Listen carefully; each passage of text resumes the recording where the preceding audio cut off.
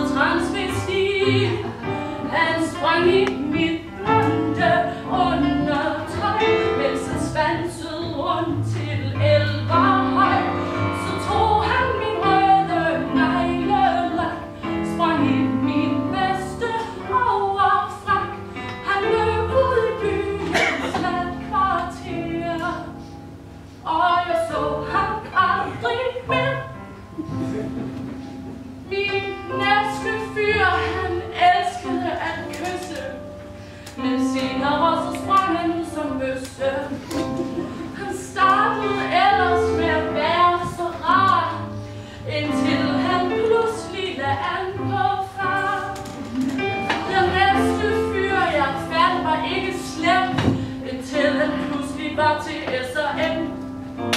Han bad mig holde op med al min fjumsen og give ham et ordentligt slag i numsen. Han skulle hænges op i stramme kæder for at finde erotikkens glæder. Når han fik et spark i dilleren, følte han en slags kilder. Han løb ud i byens natkvarter, og jeg så ham aldrig mere. Gad vidst om det er mig, der er split og gal, men jeg vil gerne prøve en normal. Jeg er træt af metroseksuelle, der hedder Ib, men godt vil kaldes Helle. Nu spørger jeg i de ganske danske byer, hvor finder jeg en rigtig dejlig fyr, som mangler sig en lille elskerinde, og ikke har noget imod, at hun er kvinde. Han må gerne ligne af min Jensen, og han ikke fejler på potensen. Han må gerne se mit blonde undertøj, så længe han vil se det på mig. Vil han ud i byens natkvarter, så er det sammen med mig, det sker.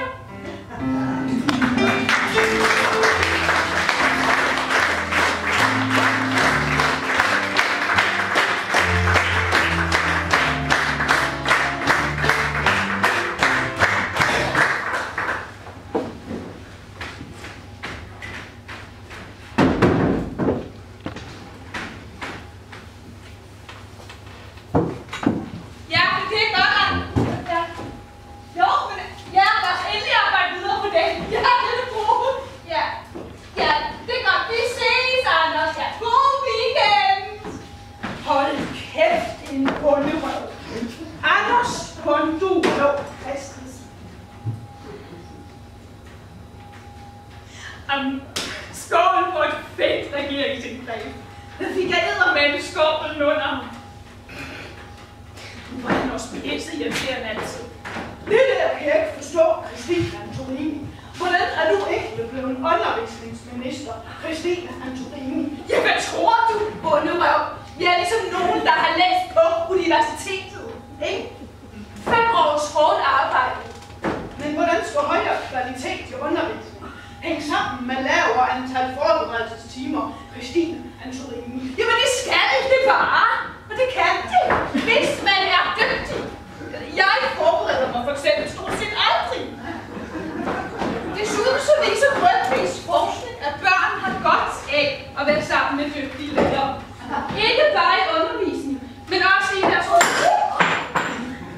for nu er jeg tavset i fritiden og propper den ind midt i skoledagen.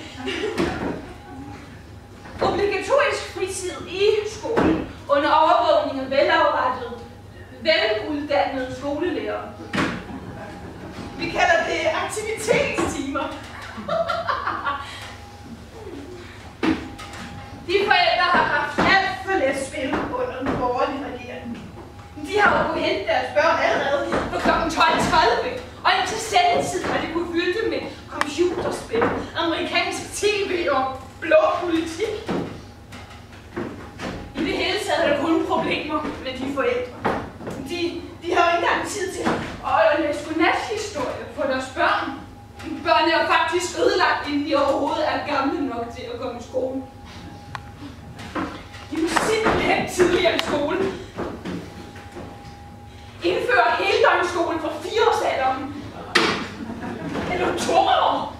Nej, faktisk er det mest effektivt at tage dem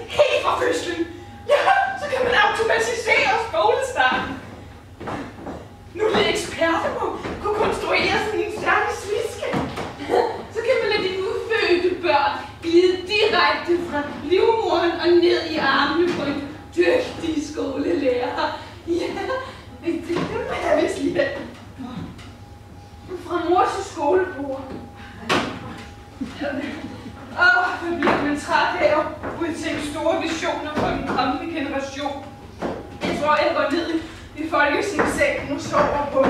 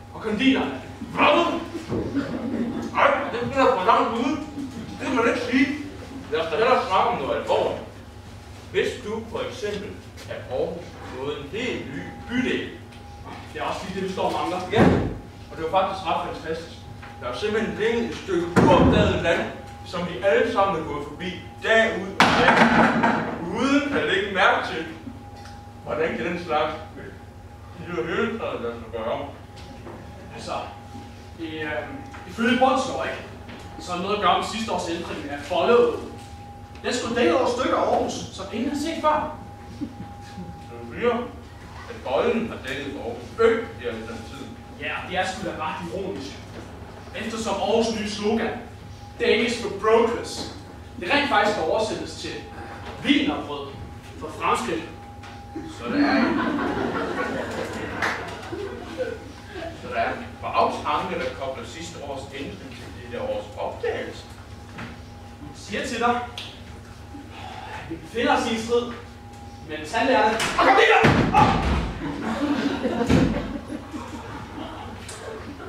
Men er det ikke lidt langt ude at sige, at Aarhus skulle være centrum for en strid mellem tandlæger og konditorer? Prøv at se dig omkring. Vi befinder os i en by, hvor den største kunstneriske begivenhed, det er, at man putter flerfarvet glas om toppen af en firkantet bygning. Har du tænkt over, hvad den ligner? Kunstmuseum.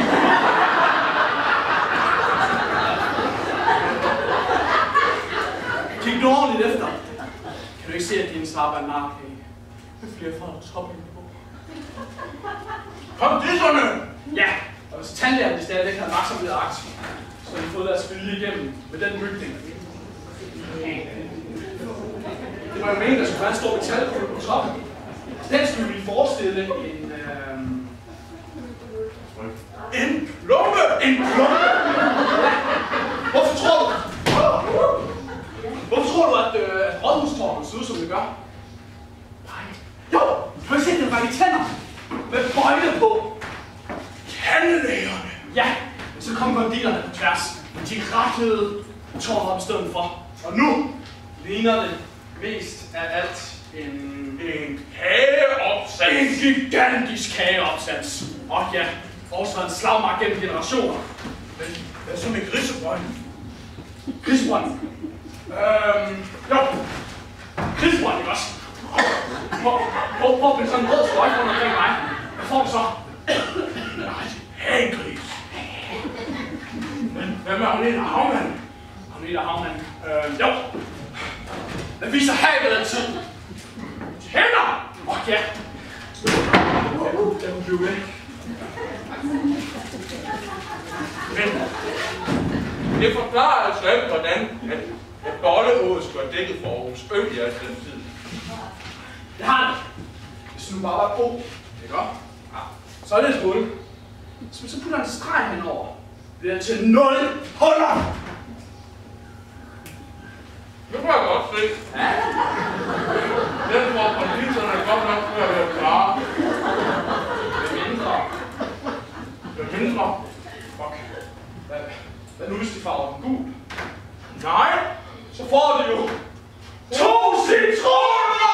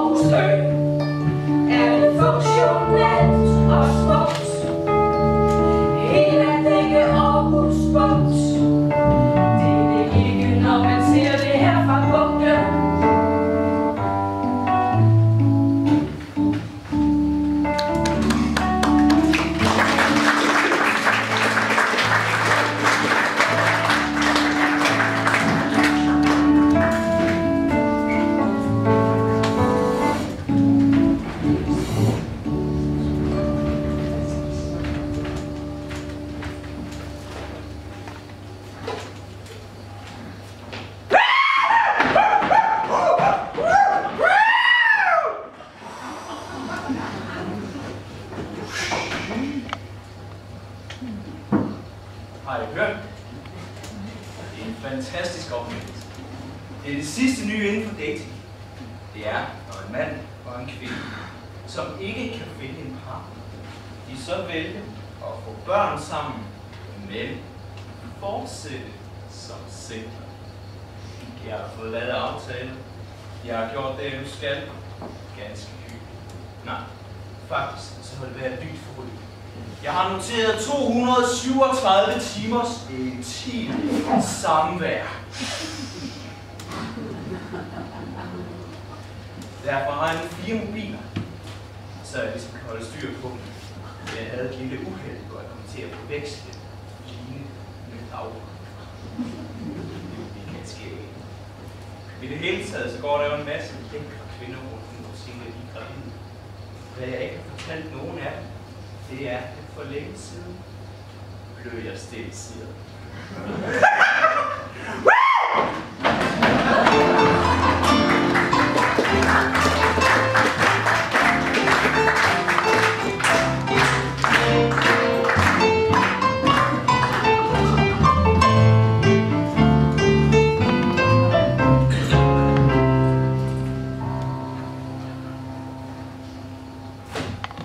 litteraturhjørnet.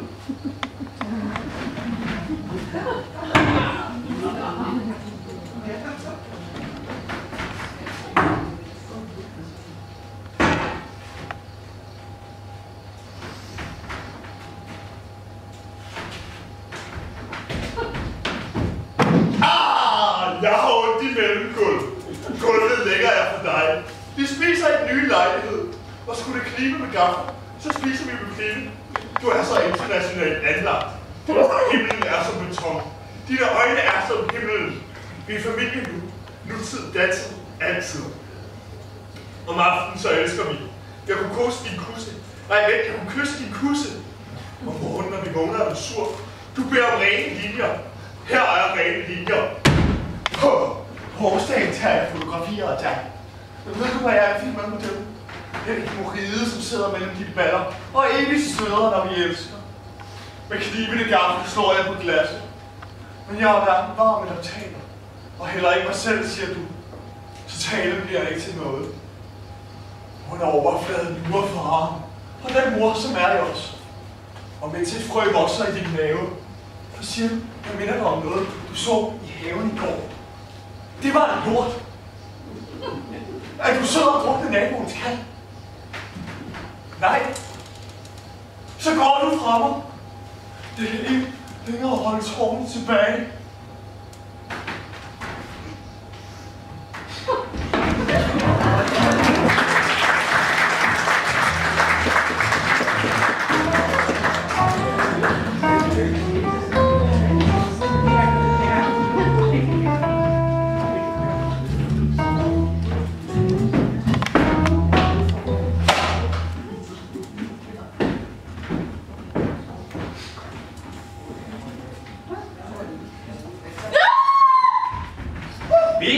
Du har fået liget af en kylling. Mistænksom. Nej, hvad har du gjort det? Det er Lennart, vi snakker. Hvad har hun gjort det? Jeg får et syn. Vi har fået gæster. Ærlig Bent, Bittens eks. Hvad laver du her? Lennart, ærlig Bent, min eks. Hvad laver du her? Nå, jeg er bare lige kommet forbi. Hej, det er jo. Hej, ærlig Bent. Hej, ærlig Bent. Den minder mig om noget fra min fortid. Noget, jeg har fortrængt. Er det noget et symbol? Det bringer os måske på et spor, ikke? Prøv, om du kan huske noget. Det var lige sagt, at du ikke kan så. Lennart Skovsø, der har lige sagt, at jeg ikke kan. Jamen, hvad gør vi så? Jeg har det. Jeg hypnotiserer dig. Men jeg skal bruge et pendul. Og her, tag min medaljon. Du er 15 år gammel, Bitten. Hvad kan du huske? Jeg er gravid. Hvad sker der med barnet? Da jeg var ung studerende, havde jeg ikke mange penge. Livet som journaliststuderende var ikke let, og jeg var bange. Men en dag kom der en mand, og jeg fik håb. Stenen i mine øjne forsvandt, for han tilbød mig et job. Men det var ikke noget almindeligt job. Fra dag til dag måtte jeg sælge mig selv, og jeg var en ho.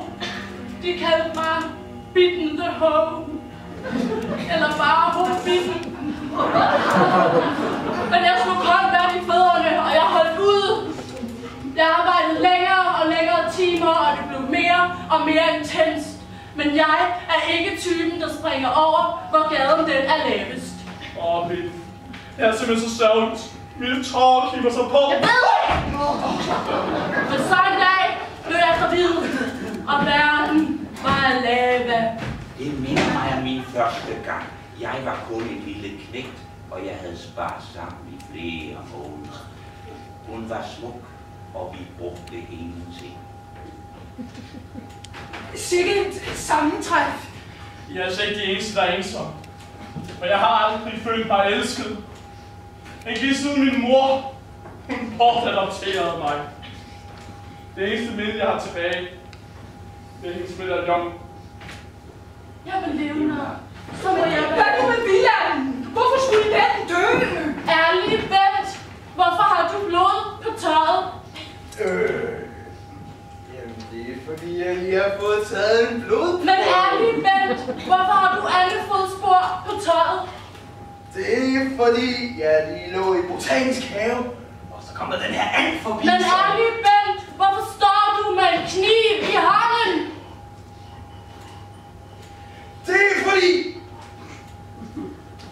det var mig, der gjorde det. Jeg slog Wilhelm ihjel. Nej! Jeg kan ikke tro det! Min, du må ikke gøre det. Lad ham få sin fandmusik. Lad ham rødne op i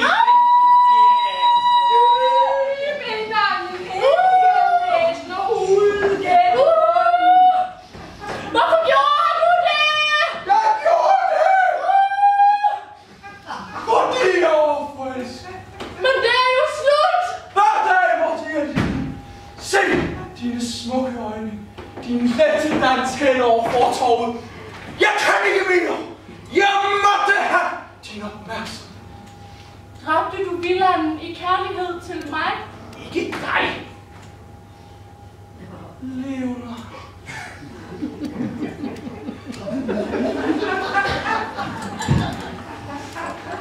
Jeg elsker dig, Leonard. Lad mig være. Din. Og Bent, jeg er altid bedste. Jeg er din.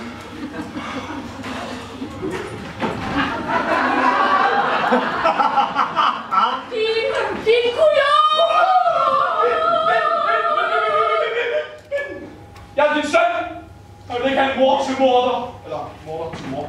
Ja, jeg kan se det i your face. Da jeg så i dig. Så medaljongen.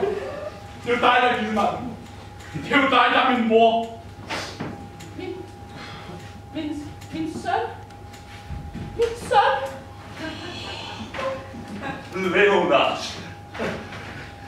Jeg er din far. Hotguy 67. Er det dig? Det er mig på bilen. Endelig kan vi være en rigtig familie.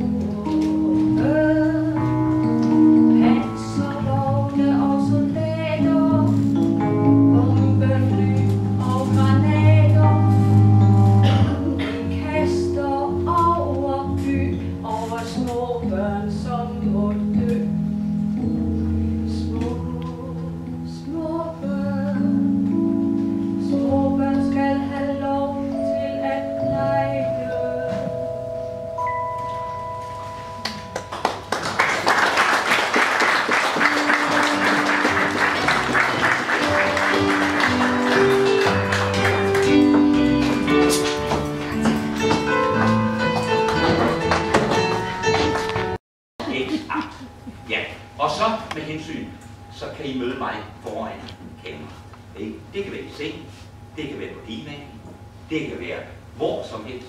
Det kan være en for- eller en baghylde, det kan være en missionærstilling, eller det kan være noget ekstravagant, som ikke engang jeg kender. Meld jer til X-Factor. Husk. Du er alt for god til vildse på.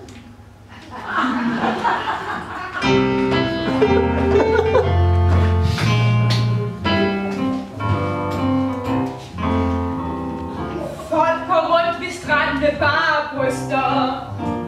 De vises frem i tv, som de lyster. Men vil jeg amme på café, så siger folk, at de ikke vil se. Hvad vil de ikke se?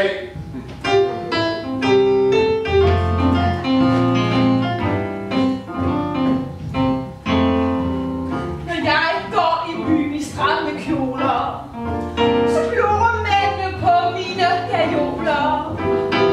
Nu er der ingen, der siger stop. Alle vil gerne se min krop. Den er helt i top.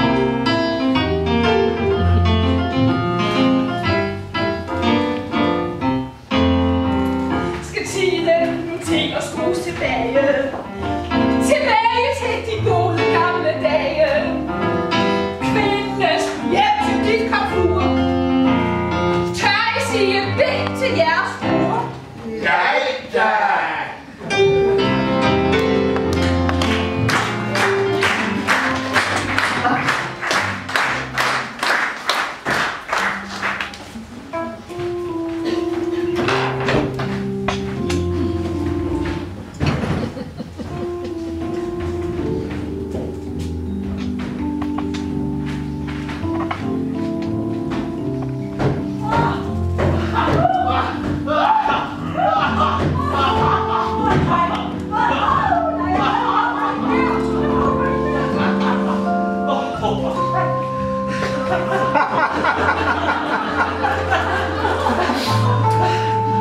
Det skulle godt være, at man ikke er 20 år længere.